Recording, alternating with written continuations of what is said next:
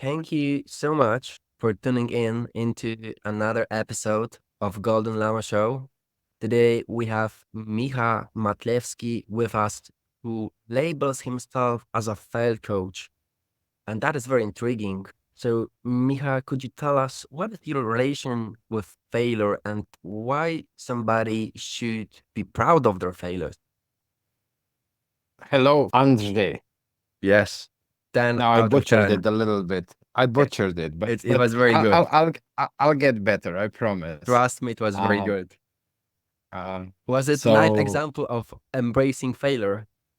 yeah, you try, you fail, but with names, you can easily hurt or offend somebody. Now, just like you, I have a very particular last name. And since a young age, because it's not common in Slovenia, it's a Macedonian last name. So it wasn't common. Since I was a kid, it was butchered all the time by everybody.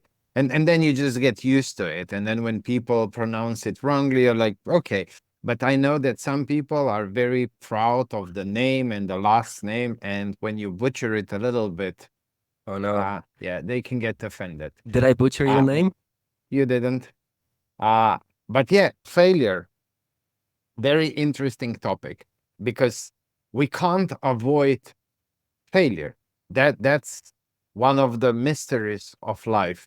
You can't avoid paying taxes, you can't avoid dying, and if you do anything at all, you fail. Now, sometimes those failures can be really small. You try to cook something new and it doesn't work out, and it might be still edible. So you just eat it. You're just not super happy about it. Sometimes it's not edible, so the toilet gets to enjoy the meal. And sometimes we fail at bigger things, and that's what we usually call failures. It's when we have some very high positive emotions connected to Mm. something. So where we're out and about trying to change the world or change our lives, when especially I'm mostly always talking to fellow entrepreneurs because I've been an entrepreneur all my adult life. So those are the people I know the best, I understand the best because I'm one of them. And when you're an entrepreneur, you're always pushing, you're always growing. And if you're not the one who's doing that, your competition is pushing you, the outside factors, there's always something. Or Mark Zuckerberg wakes up and says, it's time to tweak the algorithm again. We need to earn more money from ads. And all your business models might be suddenly obsolete. And so you again have to push yourself. And so the bigger that emotional attachment, emotional expectation, the dream, the goal on the other side, the harder it hits us when we don't succeed. And then most people have wrong relationship with failure.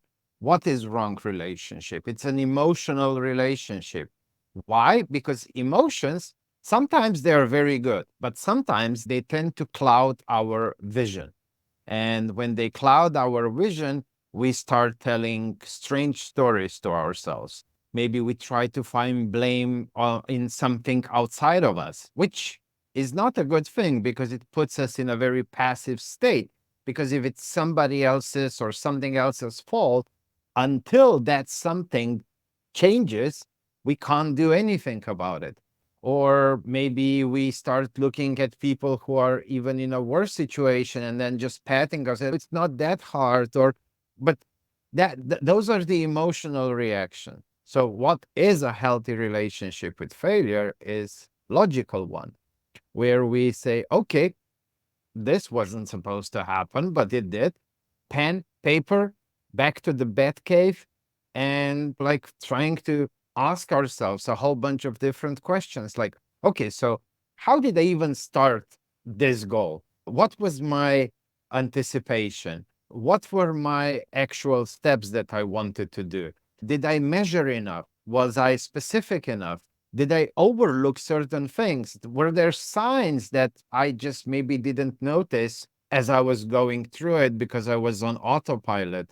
And just stuff like that. And trying to dissect and reverse engineer everything and learn from all of that. And then there's plenty of different options. You can brainstorm different things you can do next time.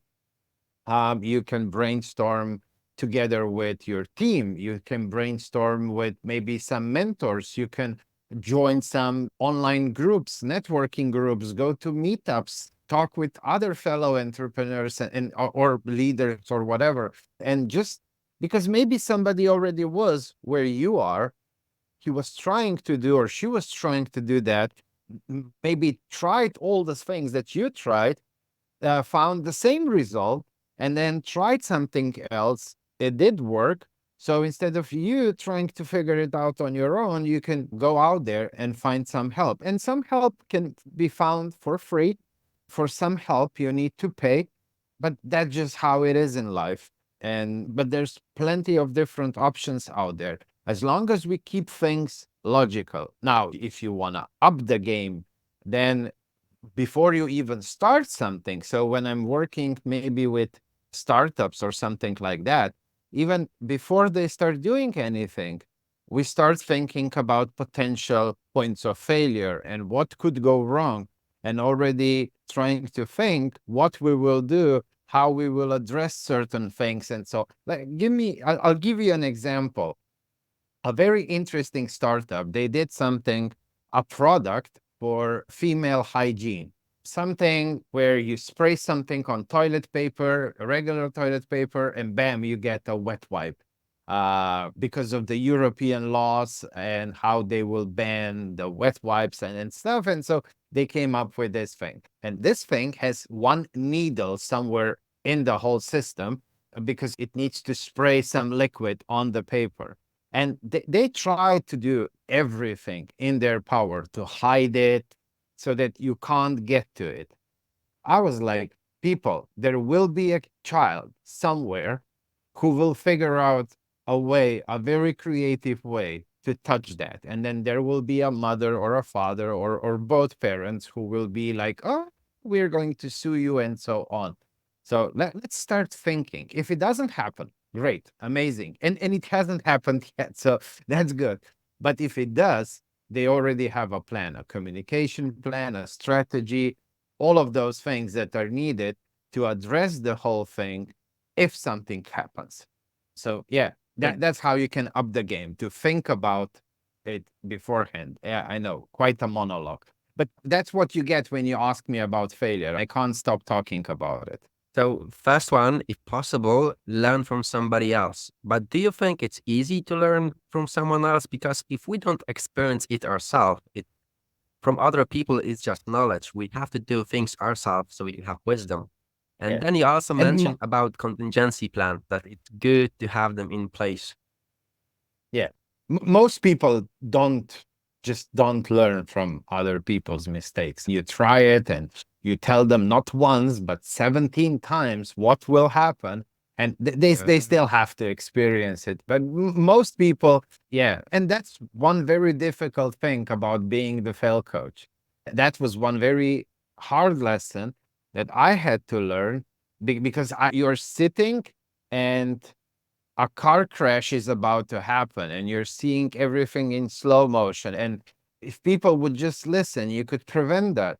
But yeah, things developing, you constantly say something about it and they still keep going. Just, yes, accept it. They probably have to learn their own lessons.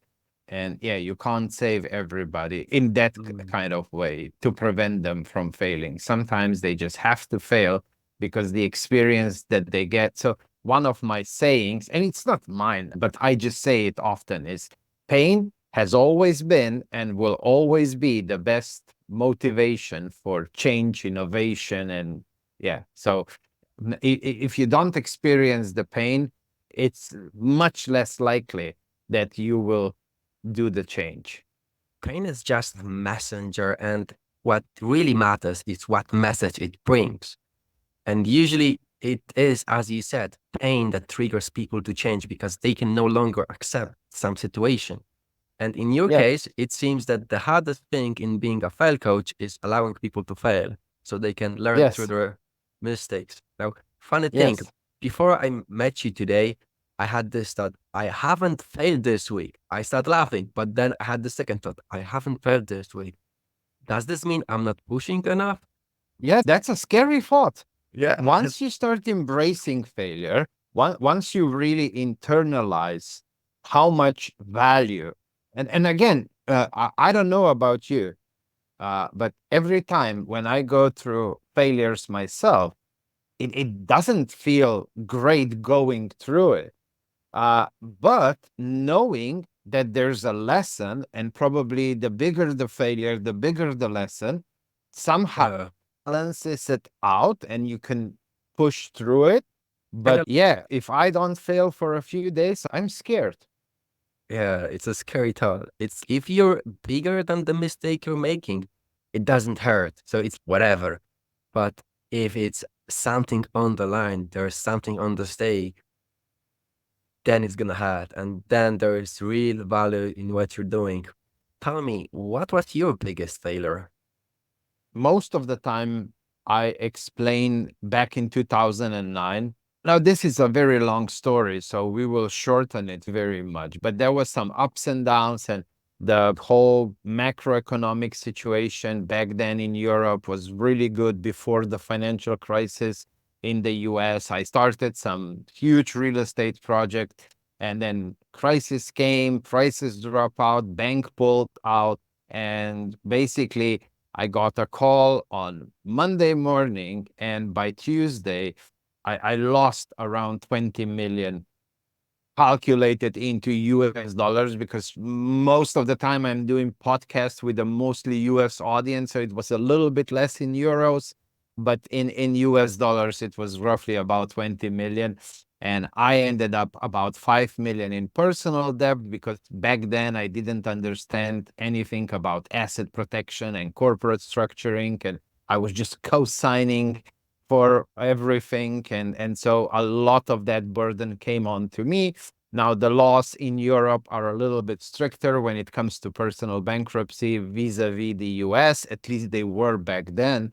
And I think they still are, which meant because the bank got the money, but then my companies were not able to pay employees and suppliers and taxes and so on. And so if you owe money to employees, to taxes, even if you do start personal bankruptcy, nothing will be forgiven to you. And then it's pointless to even start that process if the outcome is not what the purpose of the personal bankruptcy is, to give you a clean start. And so none of that. But it wasn't like a one thing, it was Like a a whole snowball bunch of effect. things that came together, and me not listening to the signs that were there throughout the journey. So it was a series of smaller failures that then piled up into one huge failure that led to me losing everything. And Mhm. not just business, not just money. I got divorced. I lost a whole bunch of friends, some because they weren't true friends, some because they were trying to help me and they put themselves into debt trying to help me, and me not being able to repay back things and so on. So it was like a shitload of different things happening, a huge depression, huge anxiety for months, suicide attempts, and so on. So it was like a longer period of time, a whole lot of things happening in those period of time. All together was the hardest thing that I had to go through in my life. And then the whole journey, because sometimes when I'm explaining this story, and usually you don't have hours to really go into every little detail, then we skip things. And then we go, oh, so what happened next? And oh, yeah, in 2014, I started a new startup that was very successful. I exited, repaid past debts, and so on. But there's like this huge period between spring 2010 and spring 2014. That was 4 years of struggle, inner demons, fighting with them, working on personal development, business development, months where I was struggling to make ends meet, months that were a little bit better, months where people were chasing me around for their money. So it was like a very long period of time. And even like when I started the startup, I didn't had the money on day one. It was when I sold it. So the whole journey from start to finish was about 8 years. So it was a long period of time. And I understand why it had to be that way, because prior to all of those failings, I was very cocky. I was very self confident. I was not humble. So I was a very different person. And I regard that moment where I almost committed suicide almost like a rebirth of a new Miha, start of a new Miha. Because if you would know Miha from before 2009, you would not see any resemblance with the Miha that you have in front of you right now. That's a Feel free crazy to story, jump in. brother. I need to ask because that's a lot of money. Lots of people would give up. What was your first thought after you received this phone call? I went into, I can figure it out. Like, we would need to go a little bit back, like my childhood. And you grew, well, you are much younger than I am, but I was growing up in ex Yugoslavia, which was like ex Czechoslovakia. I don't know how much or remember about that time, the communist times and stuff, the lack of Mm. everything. I was living a very blessed childhood. My parents, my grandparents, all caring just about me. I was the only kid in school with Levi's jeans, with Timberland shoes and stuff like that, because they were going to Austria, to Italy to buy stuff for their precious little child. And my life, I was living in a bubble. And then I dropped out of high school, went to work for my father's business, and everything was like a dream. But then my father was diagnosed in the beginning of August 2003 that he has cancer. And at the end of August, he passed away. And there was literally no time for any transition, anything. And I just woke up into real life. But a lot of that, listening to my parents, I'm amazing, I'm so good. Whenever bad stuff happened, it was always, oh, that teacher doesn't like you, that teacher doesn't know what she's doing, and stuff like that. And yeah, when I got the call from the bank, I was super cocky. I was like, okay, I'll just go to another bank. I'll figure out, I'll do this, I'll do that. And it took me about 2, 3 weeks of trying many different things, little by little. No, not the time. It can't be done right now.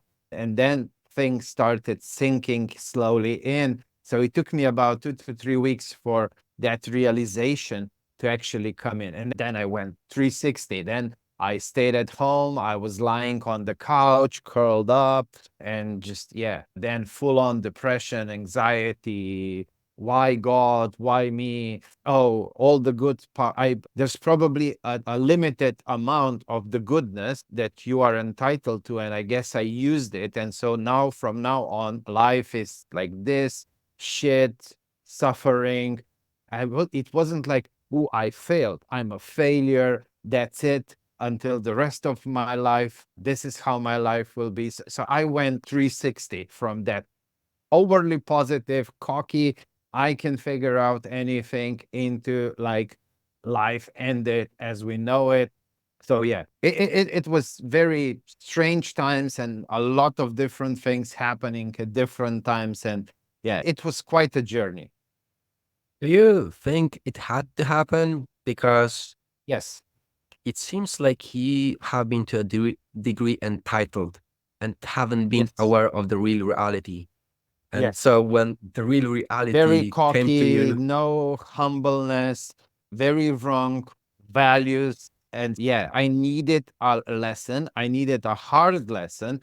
I needed a long lesson, because if I would just lose, I don't know, 50,000, which is huge amount of money, but back then my reality was millions, doing this, doing that, big real estate project. And then my other companies were doing things connected with the energy sector. And like, the numbers there are big. Again, transformers, power lines, like those are all huge numbers, no matter what you're doing there.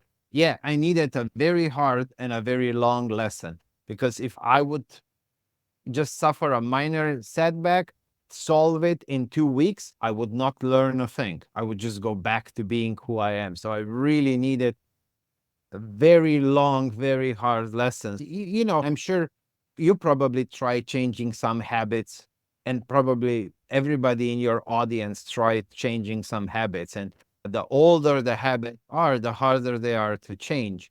And even when we do change for a while, it's so easy to relapse and go back to old settings. So you really need to stick it for a long time for this new habit to really develops, and you really embody it and start living the new habit. Yeah, it must be a journey. And yeah, life knew exactly what I needed. Life is a journey. I have two hypothetical questions, and they might be a bit tricky. The first one is, how do you think your journey would have ended, and where would you have been right now if that mistake haven't happened? Oh, I was thinking about this few years ago, maybe. I think somebody asked me, and then I was thinking, and my thinking went, oh, I would probably, the way I was doing things, I was on a highway to hell, somehow. Whether that would be an even bigger failure that I would not be able to climb out of, or I would go down the path of some drugs, abuse, gambling. Like I was on a path to something like that happening to me for sure. The way I was living life, the way I was doing things. Yeah, it would probably end up even more catastrophic, to be honest. I think that itself, that this failure was a blessing. Absolutely. I'm very grateful now. It wasn't easy, but now looking back and understanding what I understand now and what I see, the positive changes and the stuff that happened, I wouldn't want it any other way. And I was asked many times, oh, Miha, if you could go back in time, what would you tell yourself to change?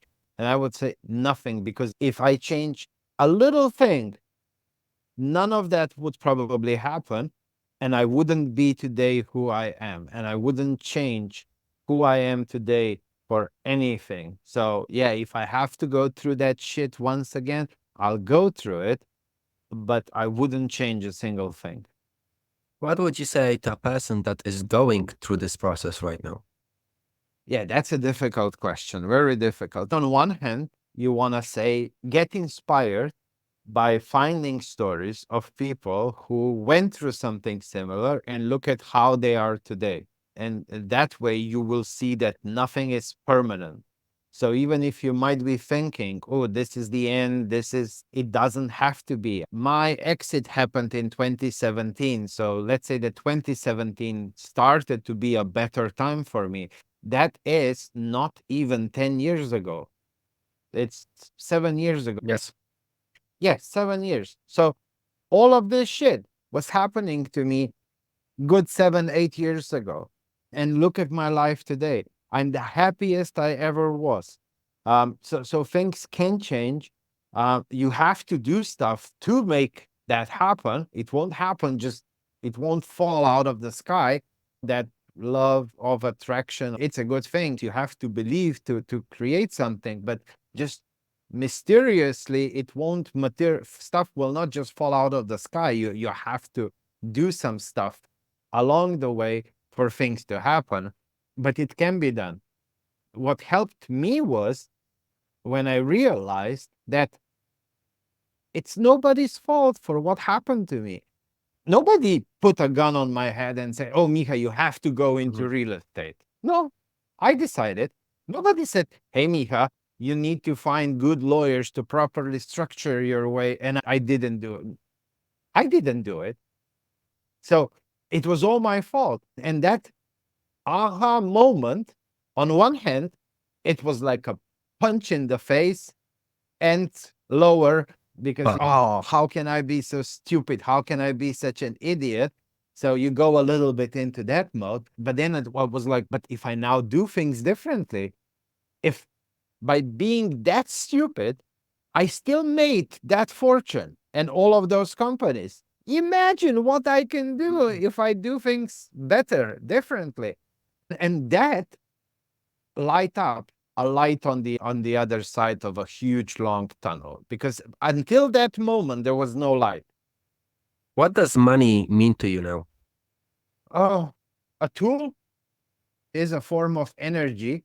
And at the end of the day, it matters how you use it, what you use it for, who you use it for, what good you can do with it for yourself, for your family, for the world.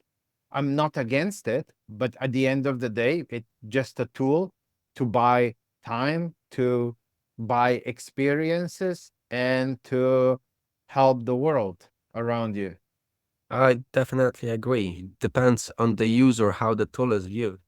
You can use a Yeah, knife to stab someone, but on the other hand, you can cut the bread to make sandwiches for your family. yeah. And I wanted to know, do you think that the more emotion we invested in the failure, the more we will learn and benefit from the failure? No, I think the opposite, that the more emotions we invest, the harder the whole thing will be. And there is a much higher likelihood that you might end up going ahead with a suicide. Unfortunately, as I'm speaking, talking about this story of mine in conferences and so on, people come to me afterwards. And unfortunately, many times, young people come and say, hey, my father went through something similar, but he unfortunately didn't find his aha moment and he went through and committed suicide and so on. No, I strongly believe that that as little emotions as we can put into it, but as much logic as possible. Logic is the key to learn quick, bounce back quickly, and move on, try new things, eliminate what doesn't work, and find the things that do work. And what would be your last message to the people?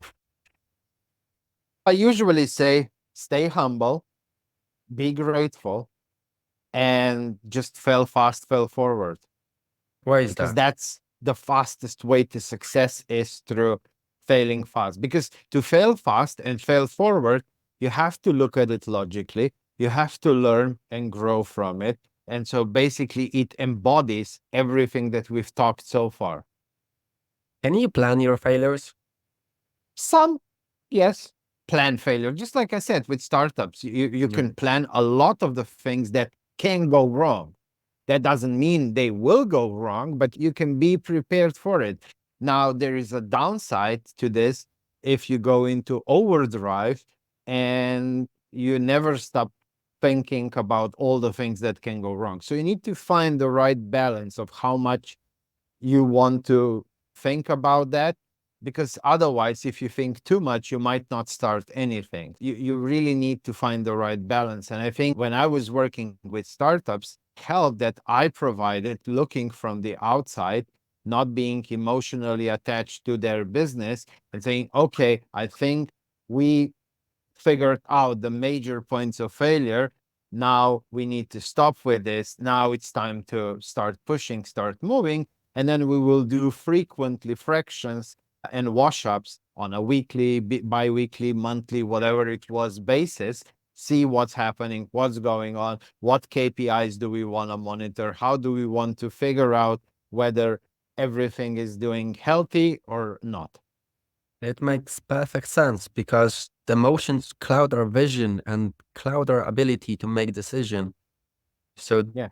be disattached is a perfect way to end this meeting. Where can people find you? I am trying to do some YouTube videos. So they can just go on YouTube, type fail coach. I'm not yet consistent, but I'm learning. As you can see, gray old hair. So I'm not the youngest. So these things are still very new to me.